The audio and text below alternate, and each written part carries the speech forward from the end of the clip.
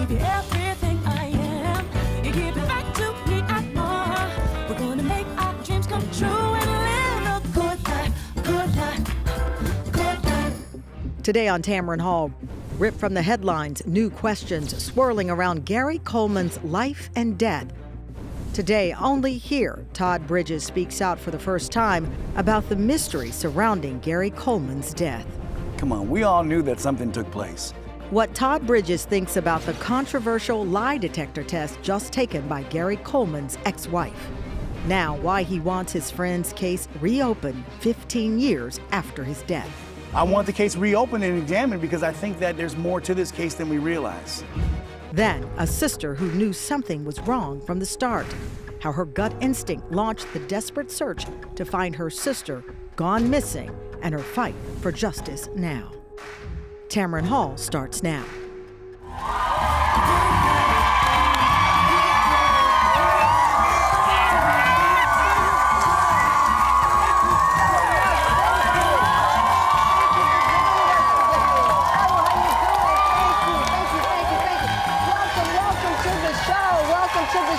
Thank you, Pan Fam. Thank you. Thank you so much. Thank you. Welcome to our show today. So today is a very powerful show, a conversation I never expected to be having, but I don't know anywhere else we can have this conversation. Today, we are looking at some of the biggest stories ripped from the headlines, starting with what has grown into a mystery, some say a conspiracy, about what happened to actor Gary Coleman. The iconic child star died 15 years ago. He was only 42 years old, and that was shocking news in itself. In 2010, Gary fell in his Utah home, suffering a brain hemorrhage, and ultimately was taken off life support. Authorities ruled his death an accident and found nothing suspicious. But a few months ago, a new reality TV lie detector show raised questions about what happened to him.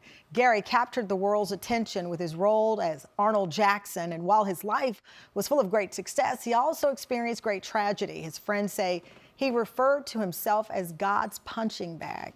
He suffered from a lifelong kidney disease, sued his parents in 1989 for allegedly mismanaging the millions of dollars he earned. And now, this episode of the A&E show Lie Detector, Truth or Deception, came out where his ex-wife, Shannon Price, voluntarily took a lie detector test, and the results made headlines. Take a look. The exam had to do with Gary's fatal fall. Okay. I asked you the following relevant questions on this test. Did you physically cause Gary's fall? Mm-hmm. You answered no. Right. I also asked you, did you physically cause Gary to fall that day? And you answered no. And the results are, you failed that exam with deception indicated to those relevant questions. Let me say that again. You failed the exam regarding Gary's fall. What are your thoughts? That's false. Gary's dear friend and co-star Todd Bridges is here. He was 13 years old when he first starred with then 10-year-old Gary. Todd watched that clip with everyone else, and it's raised questions of his own. He's here for an exclusive conversation. Please welcome back to our show, Todd Bridges. Thank you. Good to see you. Thank you. You were on our show before, and we Yeah. talked a lot about being a child star and how really you speak out as a cautionary tale on what can happen when the industry and parents take advantage of you. Oh yeah, that was definitely Gary, for sure. Yeah. You know, I'm blessed to be where I'm at today because I had a really strong mom that stayed, supported me, and kept me where I'm at today, so it's a good thing. And you still remind people, even though, I mean, every other day it seems you get a headline of a different person who has great fame, and then suddenly these sad stories play out right in front of us. Yeah, the sad part about it is that not really people understand how tough it really is in a business. And it's a business, foremost. That's what it is, and I don't think people really understand that. And my thing is, I don't know if kids should really be a part of the business. You know, they should be in the business, but they shouldn't know much about the business. It should be more fun for them to do it. Wow. That's the thing. That's what I feel. You know, It's so interesting, too, because we have a behind-the-scenes clip of you and Gary, 1979. I'm watching like everyone else. I didn't know if I wanted to marry you or Gary. I had a crush on both. Let's take a look. Yeah, who is it? Probably one of the stage managers. There you go. Calling us already. Yeah. You guys think you work too much? No. Nah. How many days a week do you take? Do we tape? Just one. One in a row. And rehearse 4? Is that the way it works? We rehearsed 3. Well, it looks like 4. Camera block. But Thursdays. that's the same thing as rehearsing, though. Put that one on there that way. Now I gotta do the other one when I do the other ride. Oh, here it is. When I watched that clip, it really was the first time. You've said it before that this is a business. I see 2 kids who are business people, who are working behind the scenes. And you always saw yourself because you were like a protector for Gary. Yeah, but the thing that was different for me was I was still playing Pop Warner football. Yeah. I was still doing a lot of things that kids were doing, and unfortunately, Gary wasn't. You know, it was more of a job for him. For me, it was more of a job, but also I did kid things. Like a fun hobby, Yeah. but you did other kid things in your life. Tons of kid things. When the show was canceled, Gary was 18, and you've talked about, and he talked about when he was alive, falling into depression, even though people still wanted to work with him. Yeah, well, it's because you're on a show and you're working. It's like you have a job and you're there every single day, working every single day, and then all of a sudden the job's done. Right. And it's not like you've been fired, the job's just over. Yeah. You know, and you're at home basically thinking, okay, well, what do I do next? And that's why I think it's important that what you do next is you raise a family is what you do. And that's what I've been able to do. So that kept me a lot stable. So working was just secondary. I didn't really care about the business for a while, got out of it completely.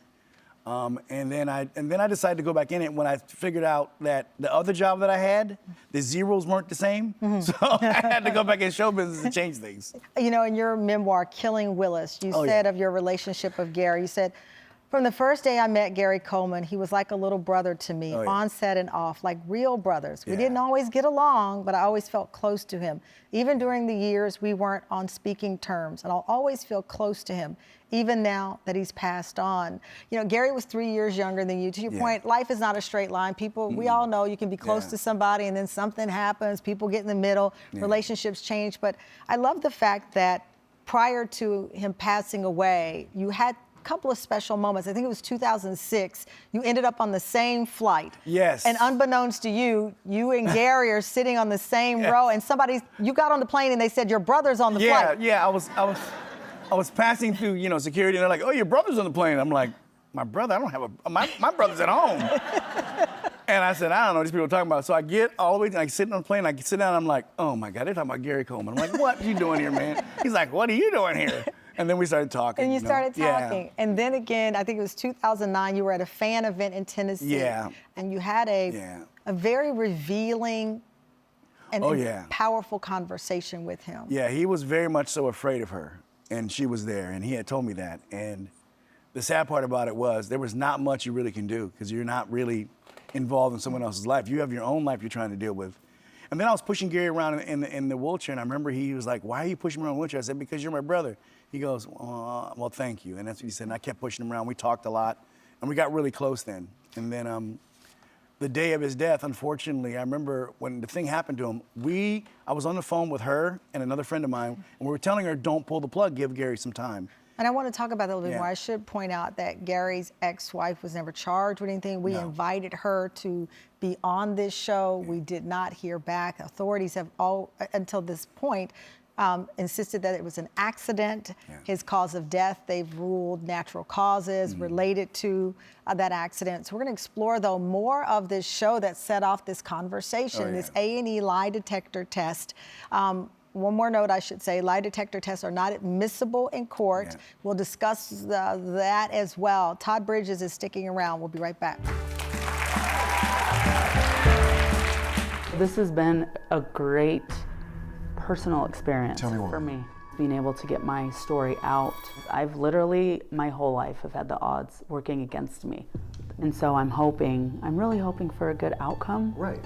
Not everyone is perfect at taking a polygraph test, but I have a glimmer of hope that, you know, this will work out in my favor and people will be like, okay, you know what? She's just a normal girl I had an unfortunate situation happen, and I'm pretty hopeful. I hope it's good. I really do.